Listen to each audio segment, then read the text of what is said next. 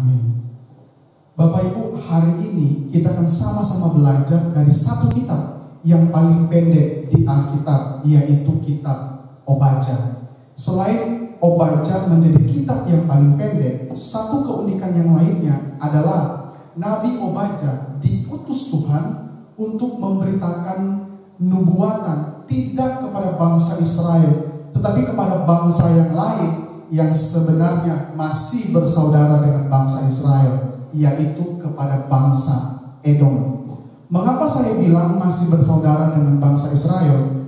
Karena bangsa Edom adalah bangsa dari garis keturunan Esau. Yang kita semua tahu, Esau itu bersaudara dengan Yakub yang menjadi nenek moyang bangsa Israel.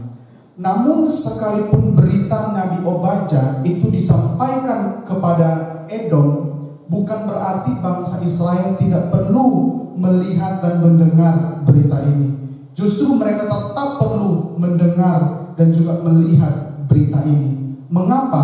Karena yang pertama, supaya berita kepada bangsa Edom bisa menjadi pelajaran berharga kepada bangsa Israel. Itu yang pertama. Namun yang kedua, ketika mereka boleh melihat berita itu, boleh melihat apa yang terjadi kepada bangsa Edom, itu juga bisa menjadi sebuah bukti nyata bahwa Tuhan itu mengasihi umat pilihannya. Dan ini juga berlaku bagi kita saat ini. Selain kita boleh belajar dari masalah yang terjadi di bangsa Edom, tetapi di samping itu kita juga boleh berbangga sebagai umat pilihan Allah. Kenapa? Karena Allah sangat mengasihi kita melalui berita dan juga kejadian yang terjadi kepada Edom di saat itu. Nah, untuk itu mari kita membahas kitab ini pada malam hari ini. Bapak Ibu, yang menjadi perenungan atau menjadi pertanyaan di awal untuk kita membahas kitab ini adalah mengapa Allah perlu memberikan berita nubuatan tentang kehancuran kepada bangsa Edom. Ini yang boleh menjadi pertanyaan kita supaya kita bisa melihat mengapa sih Tuhan menyuruh nabinya kali ini tidak kepada bangsa Israel tetapi kepada bangsa lain, dan berita itu adalah berita tentang kehancuran kepada Edom. Nah, Bapak Ibu, untuk melihat alasan Tuhan menghukum dan menyampaikan berita ini kepada Edom melalui Obadja, maka mari kita buka Alkitab untuk melihat alasan Tuhan tersebut. Kita akan melihat sama-sama di Obadja 1 ayat 3, Obadja 1 ayat 10, 11 dan 12. Kita akan melihat sama-sama di Obadja 1 ayat yang ketiga, lompat ke ayat 10 sampai ayat yang ke-12. Obadja 1 ayat 3. Kita baca sama-sama ya. Obadja 1 ayat 3. Keangkuhan hatimu telah memperdayakan engkau, ya engkau yang tinggal di liang-liang batu, di tempat kediamanmu yang tinggi, engkau yang berkata dalam hatimu, siapakah yang sanggup menurunkan aku ke bumi? Kita lompat di ayat 10 sampai 12. Ayat 10, karena kekerasan terhadap saudaramu Yakub, maka celah akan meliputi engkau, dan engkau akan dilenyapkan untuk selama-lamanya. Ayat 11, pada waktu engkau berdiri di kejauhan, sedang orang-orang luar mengangkut kekayaan Yerusalem, dan orang-orang asing memasuki pintu gerbangnya dan membuang undi atasnya, engkau pun seperti salah seorang dari mereka itu. Ayat 12, dan janganlah memandang rendah saudaramu pada hari kemalangannya, dan janganlah bersuka cita atas keturunan Yehuda pada hari kebinasaannya, dan janganlah membual pada hari kesusahannya. Bapak Ibu, dari beberapa ayat-ayat firman Tuhan yang tadi sudah kita baca dapat menunjukkan kepada kita apa yang bangsa Edom lakukan terhadap bagian itu. Misalkan di ayat 3 kita bisa melihat Tuhan marah karena mereka begitu angkuh dan sombong. Tuhan marah karena mereka begitu sombong dan angkuh. Mengapa? Karena bangsa Edom merasa bahwa tidak ada satu kekuatan bangsa manapun yang dapat mengalahkan mereka. Jadi mereka begitu sombong. Mengapa mereka yakin bahwa tidak ada bangsa yang bisa menyerang mereka? Karena yang pertama, mereka itu tinggal di pegunungan atau tinggal di tempat yang tinggi sehingga sulit dijangkau oleh musuh-musuh yang berada di bawah mereka. Dari kitab Kejadian ditulis mereka itu tinggal di pegunungan Seir. Selain mereka tinggal di pegunungan di tempat yang tinggi yang sulit diganggu oleh musuh, juga bangsa Edom mempunyai kekuatan militer yang kuat. Selain mereka mempunyai kekuatan militer yang kuat, mereka juga memiliki sekutu atau mempunyai banyak sekali negara-negara sahabat atau bangsa-bangsa sahabat yang bisa menolong mereka atau yang dapat diandalkan untuk membantu menyokong kekuatan militer mereka. Sehingga dengan posisi mereka yang begitu kuat, dengan posisi militer mereka yang begitu mantap, akhirnya mereka merasa begitu aman, begitu sombong, dan dengan gagahnya di ayat firman Tuhan yang tadi kita baca, mereka mengatakan, siapakah yang sanggup menurunkan mereka? Namun Bapak Ibu, yang lebih membuat Tuhan marah, kecewa, dan menghukum bangsa Edom bukan sekedar karena mereka sombong atau meninggikan diri dengan apa yang mereka punya, tetapi karena dengan sombongnya mereka merasa tidak ada yang bisa mengalahkan mereka. Akhirnya mereka berani melakukan tindak kekerasan atau menindas bangsa yang lain, karena mereka tahu tidak ada bangsa yang bisa melawan mereka, jadi mereka menindas yang lain. Dan salah satu bangsa yang ditindas, yang mengalami kekerasan atau perampasan, ternyata adalah bangsa pilihan Tuhan, yaitu bangsa Israel. Jadi Tuhan marah karena mereka bukan sekedar menindas bangsa lain, tetapi juga menindas bangsa pilihan Tuhan, yaitu bangsa Israel. Obaja gambarkan di ayat 10 ditulis demikian, kekerasan terhadap saudaramu Yakub. Bapak Ibu, ngomong-ngomong tentang masalah mereka atau konflik antara Edom dan juga bangsa Israel, itu sudah terjadi begitu panjang, sudah terjadi atau punya nilai sejarah yang panjang.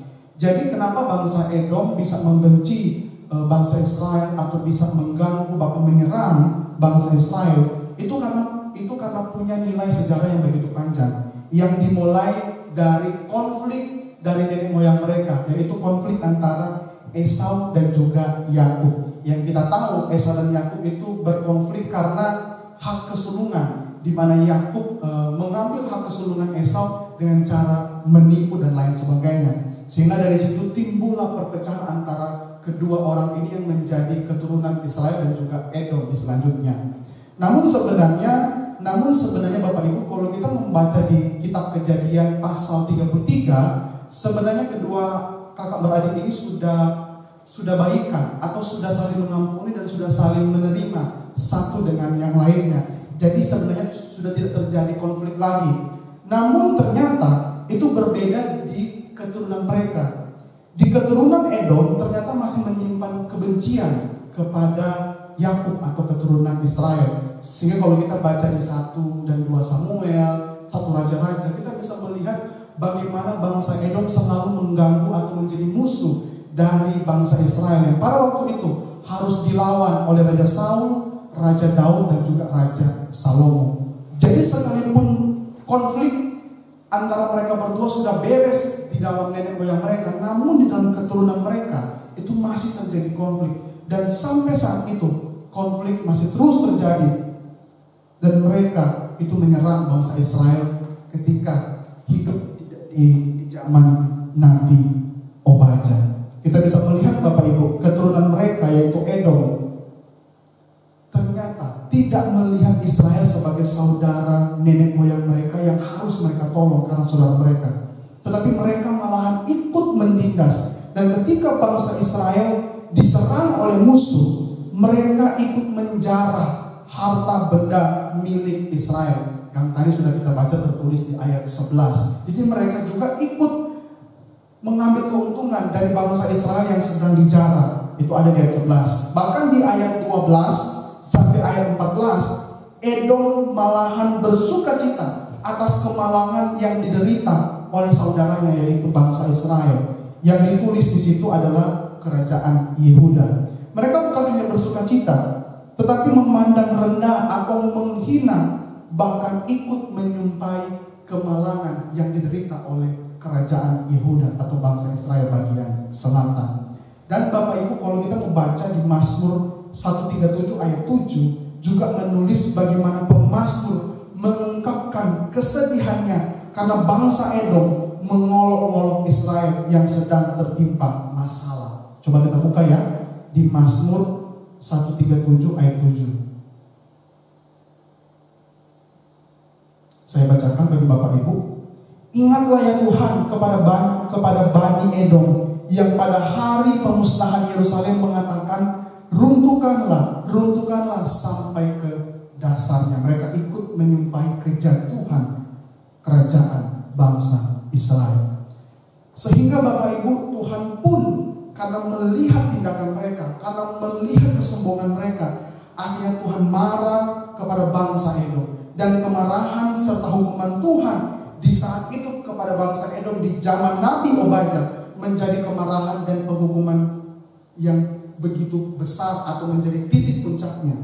Mengapa menjadi titik puncak? Karena ternyata jauh sebelum itu Tuhan telah berulang-ulang kali memperingatkan Edom melalui nabi-nabinya. Jadi kemarahan Tuhan pada waktu itu bukan tiba-tiba, tetapi sudah dirangkaikan dari kemarahan-kemarahan sebelumnya. Karena Tuhan sudah berulang-ulang kali memperingatkan Edom di kitab-kitab sebelumnya atau kepada nabi-nabi yang jauh sebelumnya dari Nabi Obadya. Nah Bapak Ibu, untuk itu sebelum kita akan melihat kepada kehancuran dahsyat yang diderita oleh Edom akibat dosa kesombongan mereka, maka mari kita boleh mundur ke beberapa kitab yang saya bilang tadi untuk bisa melihat teguran Tuhan kepada mereka. Tetapi teguran Tuhan itu tidak ditanggapi oleh Edom karena kesombongan mereka. Misalkan teguran Tuhan itu ada di zamannya Nabi Yeremia.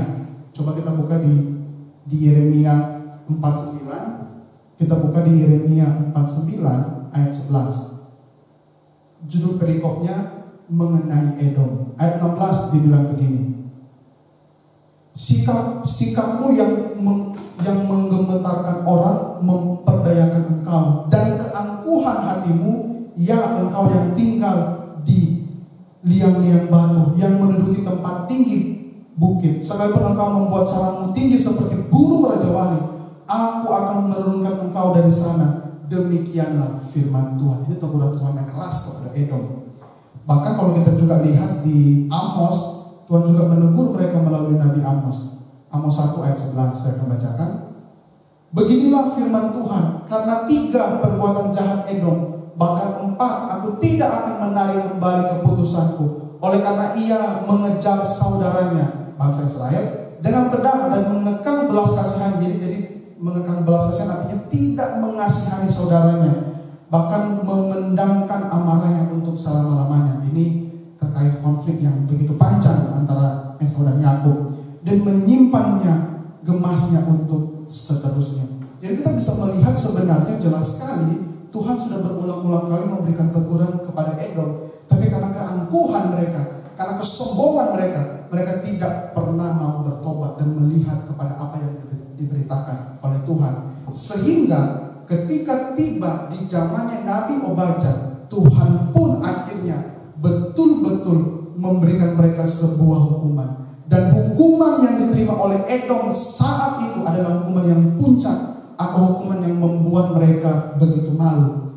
Mengapa mereka begitu malu karena hukuman itu? Kita lihat di ayat 7. Bapak Ibu kalau bukan di Obadya 1 ayat 7, itu ditulis mereka akan ditinggalkan atau akan dihianati oleh bangsa-bangsa sahabat atau bangsa-bangsa sekutu mereka. Bahkan di ayat 9 ditulis Edom akan lenyap, terbunuh, bahkan terbunuh oleh pasukan-pasukan bayaran yang dulunya bersekutu atau bersahabat dengan mereka. Bahkan tanah Edom yang dulunya begitu subur akhirnya menjadi tandus kering. Kota Edom yang begitu megah, yang dipenuhi orang-orang yang bijaksana dan punya kekuatan militer yang sangat kuat, namun akhirnya harus lenyap. Sesuatu yang tidak mungkin runtuh menjadi runtuh karena kesombongan dan hukuman Tuhan. Dan apa yang terjadi pada Edom menjadi sebuah pembelajaran penting yang Tuhan mau bangsa Israel atau bangsa Yehuda atau bangsa kerajaan Israel Selatan boleh melihat sebagai sebuah pembelajaran supaya bangsa Israel tidak melakukan hal yang sama seperti bangsa Edom. yaitu karena dosa kesombongan mereka. Bapak Ibu, bagian ini atau hukuman yang diperhatikan Tuhan kepada bangsa Edom menjadi sebuah peringatan penting bagi Yehuda dan kita saat ini akan satu dosa yang begitu serius, yaitu dosa kesombongan. Bapak Ibu, kesombongan tidak hanya melulu berbicara mengenai kita memamerkan sesuatu atau kita merasa lebih dari orang lain. Tidak hanya melulu berbicara itu, tetapi kesombongan juga itu berbicara mengenai kebebalan hati kita. Itu juga berbicara mengenai kebebalan, ketidaktaatan hati kita kepada Tuhan. Dan itu terjadi kepada Edom dan bangsa Israel seringkali juga. Dan juga Bapak Ibu, kesombongan juga bukan hanya sekedar berbicara mengenai kebebalan hati, tetapi juga kesombongan itu berbicara mengenai kondisi yang seringkali ditunjukkan oleh bangsa Israel, yaitu mereka merasa tidak butuh Tuhan dan akhirnya melupakan Tuhan. Orang yang sombong pasti orang yang merasa tidak butuh Tuhan atau tidak perlu Tuhan. Dan karena merasa tidak perlu Tuhan, akhirnya mengabaikan bahkan meremehkan firman Tuhan. Dan ini yang terjadi kepada Edom dan juga terjadi kepada bangsa Israel. Mereka dengan sombongnya tidak menghiraukan Tuhan dan seringkali mengabaikan pesan Tuhan melalui nabi-nabi yang Tuhan utus. Dan bukankah juga kita seringkali sama seperti mereka? Kita juga kadang-kala sering mengabaikan firman, bahkan tidak mau membaca firman yang begitu penting. Dan kita juga sebenarnya termasuk orang-orang yang sombong, yang angkuh karena kita merasa tidak butuh Tuhan dan firman. Bapak Ibu, ini menjadi peringatan tidak hanya kepada Yehuda, tapi juga kepada kita saat ini ketika kita membaca dan merenungkan kitab Obadya. Bahkan Bapak Ibu, kita bukan cuma merasa tidak perlu Tuhan kadang-kala, tetapi juga seringkali kita tahu kita tidak bisa hidup tanpa Tuhan, tetapi kita seringkali menjalani hidup tanpa Tuhan. Saya ulang sekali lagi ya, kadang-kala kita tahu kita tidak bisa hidup tanpa Tuhan, tetapi kita seringkali menjalani hidup tanpa Tuhan. Kita sama seperti bangsa Israel yang tahu tidak bisa hidup tanpa Tuhan, tapi seringkali menjalani hidup tanpa Tuhan. Dan itu dialami oleh Israel, Edom, dan juga kita yang seringkali menjalani hidup tanpa Tuhan, seolah-olah kita bisa atas hidup kita sendiri. Bapak Ibu, kenapa sih banyak orang termasuk kita menjalani hidup tanpa Tuhan? Satu hal, karena kesombongan kita, karena keangkuhan kita, merasa kita bisa dengan apa yang kita punya, seperti Edom. Edom merasa bisa dengan apa yang mereka punya, sehingga mereka tidak perlu lagi melihat saudara atau Tuhan, sehingga itu akhirnya memukul mereka. Sama juga dengan kita. Kenapa kita tidak bisa? Kenapa kita sering kali menjalani hidup tanpa Tuhan? Karena kita juga merasa kita bisa dengan apa yang kita punya. Namun ketika Edom, ketika bangsa Israel, ketika kita merasa bisa dengan apa yang kita punya, kita lupa satu hal, bahwa hidup itu seperti uang. Kita lupa satu hal, bahwa hidup kita itu seperti uang. Kita merasa bisa, tapi kita melupakan satu arti hidup, yaitu apa? Hidup kita itu sama seperti uang yang digambarkan oleh Yakobus, yang kelihatan sebentar lalu lenyap. Itu yang digambarkan oleh Yakobus.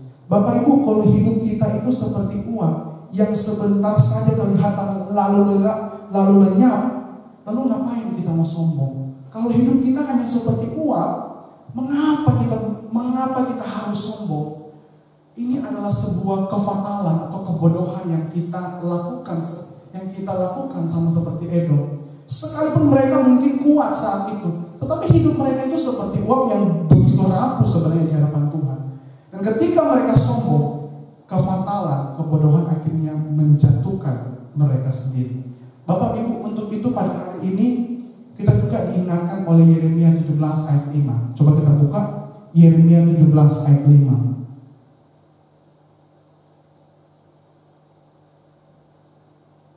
Bilang begini, beginilah firman Tuhan, terkutuklah orang yang mengandalkan manusia, yang mengandalkan kekuatannya sendiri dan yang hatinya menjauh daripada Tuhan. Dan ini terjadi kepada Edom, mengandalkan mereka punya kekuatan, bahkan mengandalkan mereka punya kekuatan militer untuk menindas yang lain. Tapi itu celaka, dan itu terjadi kepada Edom, juga kepada bangsanya yaitu Israel. Bahkan bisa jadi terjadi kepada kita kalau kita hidupnya angkuh dan sombong dan mengandalkan kita punya kekuatan sendiri. Bapak Ibu, menyambung firman yang sudah kita dengar di hari Minggu kemarin.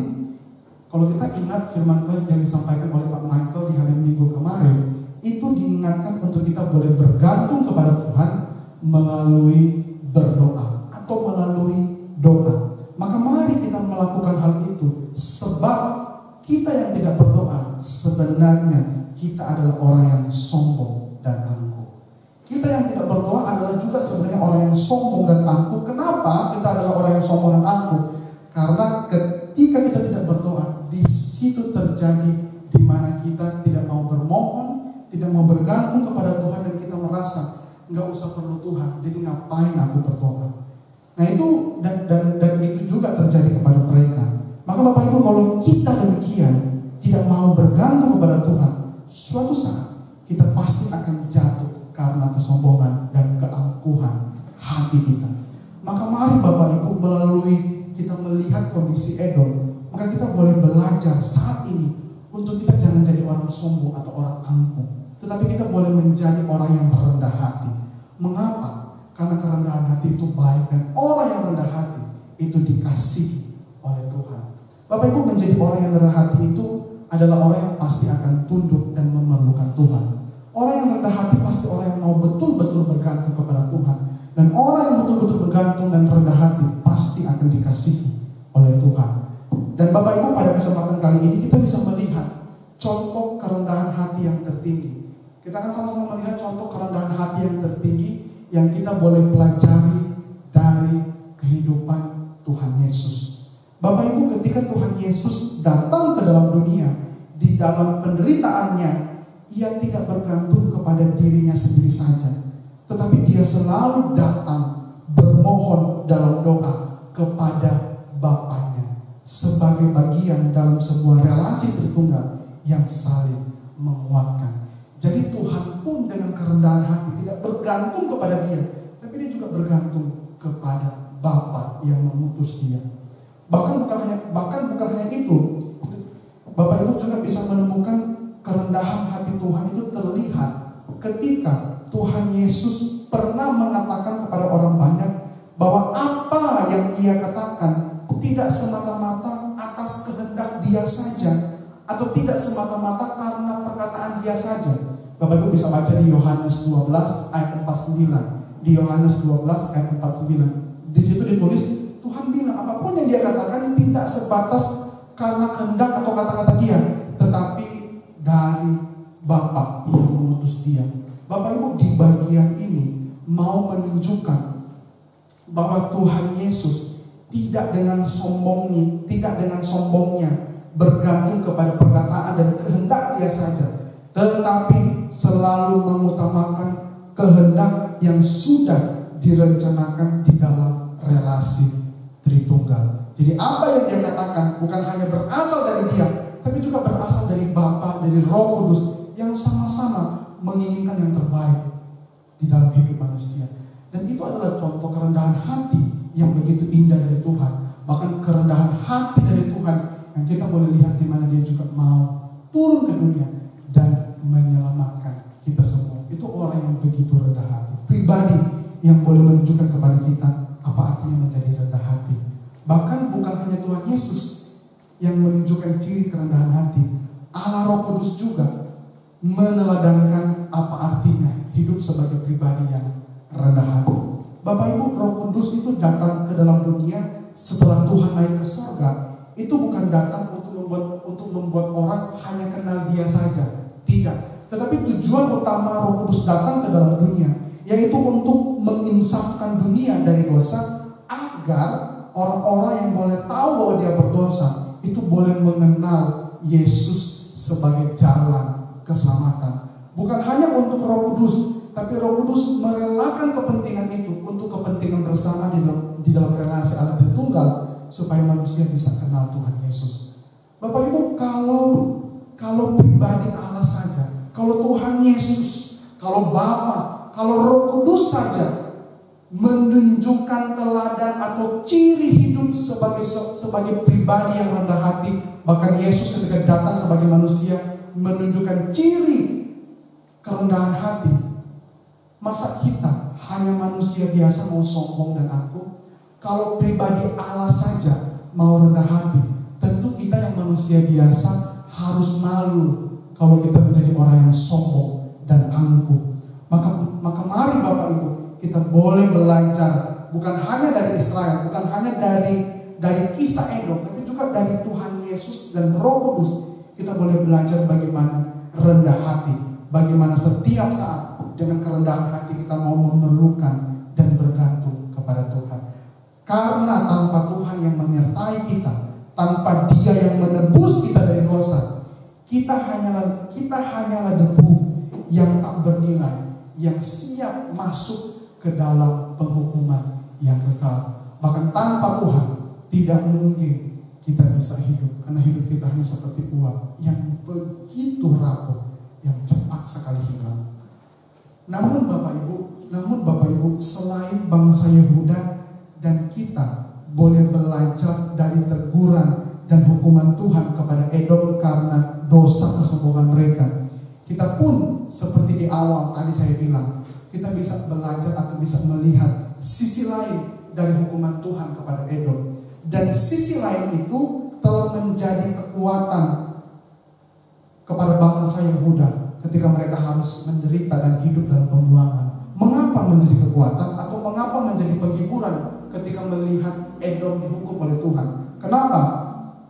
Karena mereka akhirnya boleh melihat janji Tuhan itu betul-betul terjadi, di mana bangsa-bangsa yang jahat pelan-pelan dikalahkan atau dihukum oleh Tuhan sendiri. Dan mereka boleh melihat juga bagaimana Tuhan ternyata begitu mengasihi mereka, sehingga Tuhan membela mereka dan menghukum bangsa fasik yang menyerang mereka. Bahkan mereka bisa melihat kalau Tuhan mau berperang bagi mereka dan mau memulihkan kondisi mereka. Jadi Bapak Ibu, kalau Bapak Ibu baca di kitab Obadja ayat 17 sampai ayat 21 sampai bagian yang terakhir, itu bisa melihat di mana Tuhan membela dan memberi janji untuk memulihkan bangsa pilihannya. Bapak Ibu, ketika kita boleh melihat sisi yang lain, atau ketika kita boleh melihat bagaimana Tuhan sangat mengasihi bangsa pilihannya, di situ juga kita bisa melihat bahwa kenapa Tuhan sangat mengasihi mereka. Kenapa Bapak Ibu? Karena Tuhan mencintai orang-orang yang betul-betul mau setia kepada Dia. Bahkan Bapak Ibu, kalau kita mau melihat ketika bangsa-bangsa yang jahat seperti Edom itu mau menyerang bangsa Israel, mereka sebenarnya tidak hanya menyerang bangsa Israel, tetapi mereka sebenarnya lagi cari gara-gara dengan Tuhan yang mempunyai bangsa Israel. Bapak Ibu, Musa katakan kepada bangsa Israel di Ulangan 32 ayat 10 bahwa bangsa Israel itu bukan sekedar umat pilihan Allah, tetapi juga mereka adalah biji matanya. Musa gambarkan bangsa Israel seperti biji mata Allah. Artinya apa? Artinya bangsa Israel begitu berharga di hadapan Tuhan, sehingga Tuhan pasti akan menjaga mereka. Dan ini juga berlaku bagi kita. Kenapa? Karena kita adalah Israel secara rohani, yang juga umat pilihan Allah. Sehingga Bapak Ibu, kalau ada orang-orang yang juga mau menjahati kita, kalau ada orang-orang yang juga mau menganiaya kita atau menganiaya orang-orang percaya, adalah orang-orang yang sebenarnya lagi menganiaya Tuhan atau akan berurusan dengan Tuhan yang menebus hidup kita. Nah, itu contohnya kita bisa lihat di dalam peristiwa pertobatan Paulus. Coba kita buka di Kisah Rasul. Kisah Rasul 9 ayat 4 sampai 5. Kita akan lihat bagaimana Tuhan menyampaikan bahwa Dia juga menganiaya Tuhan. Kisah Rasul 9 ayat 4 sampai 5. Ditulis ayat 4, ia rebah ke tanah dan kedengaranlah olehnya suatu suara yang berkata kepadanya, Saulus, Saulus, mengapa engkau menganiaya aku? Menganiaya orang percaya juga sebenarnya lagi menganiaya atau lagi sebenarnya membuat hati Tuhan itu kecewa. Maka Tuhan bilang, Saulus, Saulus, mengapa engkau menganiaya aku? Ayat 5, jawab Saulus, siapakah engkau Tuhan? Katanya, akulah Yesus yang kau aniaya itu. Bapak Ibu, orang yang berbuat jahat kepada orang percaya, kepada kita umat pilihan Allah, adalah orang yang sebenarnya lagi berurusan dengan Tuhan sebenarnya. Dan ketika Paulus dengan ganasnya ingin membunuh orang-orang yang percaya, orang Kristen yang mengikut Tuhan, di saat itu Tuhan akhirnya membuat dia sadar dan dia bertobat. Dan orang yang dulunya begitu ganas ingin membunuh orang percaya, diubahkan oleh Tuhan untuk akhirnya mengasihi orang percaya, bahkan mau mengajak orang untuk percaya kepada Tuhan Yesus. Mengapa terjadi? Ini karena Tuhan yang mengasihi setiap kita. Bapak Ibu ingat saja, Bapak Ibu harus ingat bahwa Tuhan itu mengasihi kita, bahwa Tuhan itu mengasihi kita. Tuhan sangat sayang kepada kita yang adalah umat pilihan Allah. Bahkan bukan hanya Tuhan sayang, kita juga digambarkan sebagai biji mata Allah. Bukan hanya biji mata Allah, tapi kita juga adalah milik kepunyaannya. Bapak Ibu, kalau kita milik Tuhan, maka siapa sih yang berani mengambil kita dari tangan Tuhan? Tentu tidak ada. Kenapa? Karena kita milik Dia dan kita dijaga oleh Dia sendiri. Bahkan dikatakan di dalam Roma, maut pun tidak dapat mengambil kita atau tidak dapat memisahkan kita dari Tuhan. Maut yang begitu menakutkan tidak bisa memisahkan kita dari Tuhan yang menjaga kita. Maka ini Bapak Ibu satu berita, satu pengharapan yang sebenarnya begitu indah kepada kita orang-orang yang betul-betul mengasihi Dia. Dan bahkan Bapak Ibu, Tuhan Yesus juga memberikan kita pengharapan. Kalau kita menderita karena Dia, kalau kita mau memikul salib, kalau kita akhirnya harus menderita karena kebenaran firman, Tuhan berikan pengharapan yang tinggi kepada kita, bahwa orang-orang yang menderita adalah orang-orang yang akhirnya akan mempunyai kerajaan sorga. Bapak Ibu, ini satu berita sebenarnya yang begitu indah, satu pengharapan yang sangat indah untuk setiap kita, orang-orang yang boleh percaya dan ditebus oleh Tuhan. Dan ini boleh menjadi kekuatan kita pada hari ini untuk melihat kehidupan kita dan juga untuk bersyukur sekalipun kita hari ini harus menderita dan juga mungkin harus menderita karena ulah dari orang-orang yang berdosa dan lain sebagainya. Bapak Ibu, kalau Tuhan sudah begitu baik, Bapak Ibu, kalau Tuhan sudah begitu mengasihi, yang kita boleh pelajari dari kisah hidup Edom, bangsa Israel, maka semestinya hari lepas hari kita harus mulai menanggalkan kesombongan kita. Kita harus mulai menanggalkan keakuan kita. Dan jangan lagi angkuh seperti Edom dan bangsa Israel sehingga dihukum oleh Tuhan. Tetapi mari melalui pembelajaran hari ini kita boleh melihat bahwa Tuhan itu mengasihi umatnya, bahkan Dia membela umatnya. Dan kalau kita punya Tuhan yang demikian, bahkan kalau kita punya Tuhan yang betul-betul mengasihi kita, yang menebus kita, bahkan akan menjaga kita, maka semestinya kita harus belajar untuk memerlukan, untuk rendah hati, untuk memerlukan, bergantung dan berfokus hanya kepada Tuhan yang baik, yang sudah mengasihi kita, bahkan sudah memilih kita dan menebus hidup kita. Amin. Saya berharap kita boleh bergantung kepada Tuhan yang demikian. Tuhan yang bukan hanya menunjukkan bahwa Dia marah, Dia kecewa kepada dosa, tapi juga Tuhan yang boleh membela umatnya. Dan Bapak Ibu, kalau kita sudah melihat dan sudah memiliki Tuhan yang demikian, Tuhan yang sama yang menjaga Israel dan Tuhan yang sama juga yang telah menjaga dan menebus kita, maka mari semestinya kita jangan lagi sombong, kita jangan lagi angkuh, tapi kita boleh belajar untuk setiap saat memerlukan, bergantung, berfokus dan hidup hanya kepada Tuhan yang baik dan mengasihi kita. Amin. Mari kita berdoa.